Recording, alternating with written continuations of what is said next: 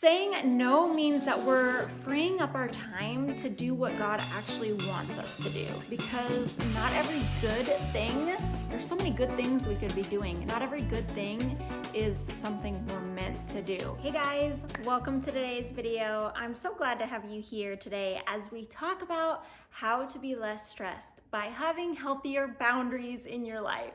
So I wanted to talk about this because I meet with a counselor semi-regularly. It's like every 2 months for my anxiety. And I talked to him this time about some things I realized I was doing when it came to friendships and relationships in general by taking on too much of a burden in those friendships. And it was all my own doing. It wasn't anybody else's fault. It was my own doing.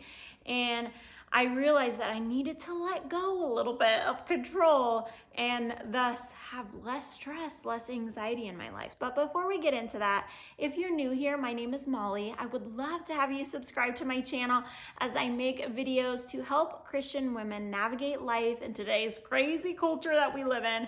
Now, if you've been watching my channel for a while, I was just starting to do 2 videos a week, but I just realized that was too much for me to do. And here we go with healthy boundaries.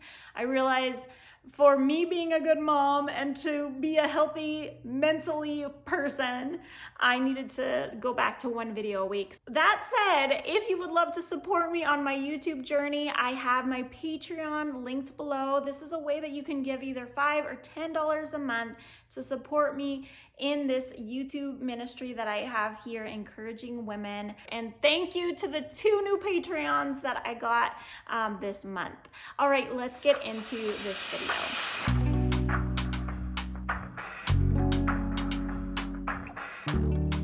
So my first tip to help you have better boundaries in your relationships is a mindset shift. I love mindset shifts because how we think about things really helps us to act differently. And sometimes when we know, oh, I know I shouldn't do this, but we don't have the mindset behind why we shouldn't do something, then it makes it so much harder to do it.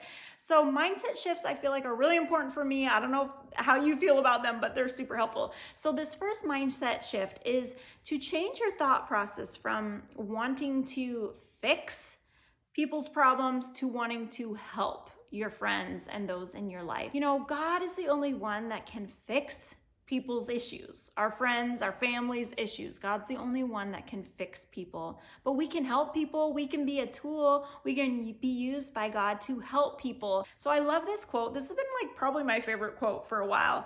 And it says, I'm going to read it here. It says, I am lighthouse rather than lifeboat. I do not rescue, but instead help others to find their own way to shore, guiding them by my example. So your job is not to be a lifeboat. It's just to be a lighthouse. And I think that's so true. So my next piece of advice is to say no to the things that God does not want you to do and stop saying yes to everything. Now, this is probably the most painful tip, at least it is for me, because I'm a people pleaser. If you are a people pleaser, comment below. Let me know that I'm not alone, okay?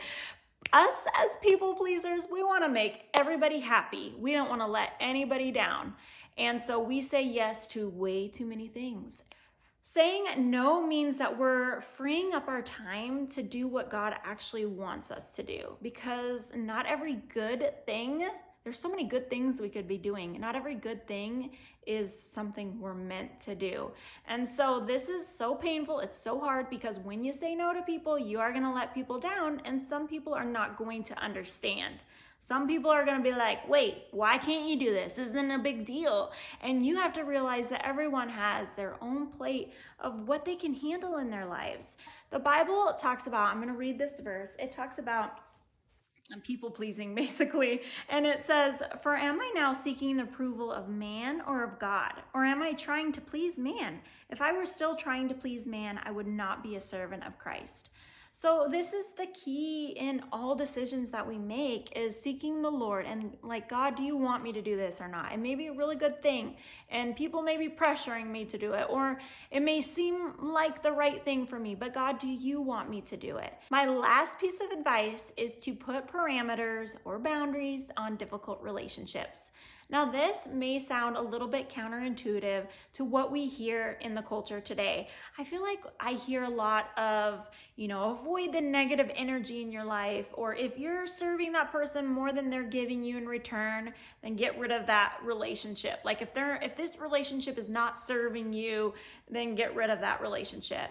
And really, that message is not a godly Christian message, because God calls us to love those that hate us, right?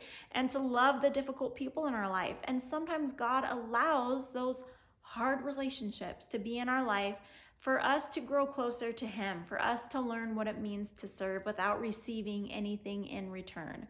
And so I want to talk about a few practical things you can do to have really good boundaries and parameters in those difficult relationships. But first, I want to preface that, there are some relationships that we do need to cut all ties with. And those may be abusive or just really unhealthy relationships. So I'm not talking about that for this instance. But I do want to talk about those difficult people, those people that just rub us the wrong way, and they just say things and they do things that drain us. But God's like, I still want you to invest in that person. So how do we invest in that person without being just so absolutely stressed and drained? Well, my first tip is to avoid certain topics with that person in conversation. We all have people where we get into a topic and it gets a little bit heated and it just goes off, And so sometimes we need to just avoid those topics. And maybe if that person brings something up, we change the conversation to something else nicely, or we just say, hey, I don't think it's best for us to talk about this topic. Another tip that I have is, sometimes, again, we have relationships where people want to talk to us right here, right now. They call us and they're like, I really need to talk to you right now. And you're like, I can't stop everything I'm doing right now. So the key in that relationship is to text that person or tell that person, I can't talk with you right now, but here's when I can talk to you. Here's when you can call me, or can I call you later? And then having healthy boundaries with how long you talk to that person. You don't need to be on the phone with that person for hours on end. Another tip that I have learned about dealing with relationships that maybe are draining or difficult is tell that person that you will meet them, get together with them at a different location than your house. Okay, my reason for that is when someone comes over to your house, you don't always get to decide when that person leaves, right? It's like kind of awkward to be like, okay, like it's been 2 hours, I'm done now, So just get rid of the stress of having to deal with that by just meeting somebody at a coffee shop or meeting them, at their house. And then you get to decide when you leave, you get to decide how long that time is. And you can even, if it's really difficult to pull away, is to plan something right after that. So you say, and this works for phone conversations too, like, hey, I'm gonna have to leave at 2:00 because I gotta go pick up my groceries, or I've gotta go do this or that. And don't make up something. Don't be like, I gotta go clean my house, and then you go off and go shopping or something. Actually plan something, but this creates the ability for you to easily pull away and to have good boundaries with that relationship. So I hope these tips were helpful to you. If you have any other tips for healthy boundaries that you have in your relationships and your life, please drop them in the comments below. I would love to hear, and I know everyone else would love to hear your advice as well. So please give this video a thumbs up if you enjoyed it. Thanks you guys for being here for today's video. I hope you have a blessed week, and I'll see you guys next Tuesday. Okay, bye.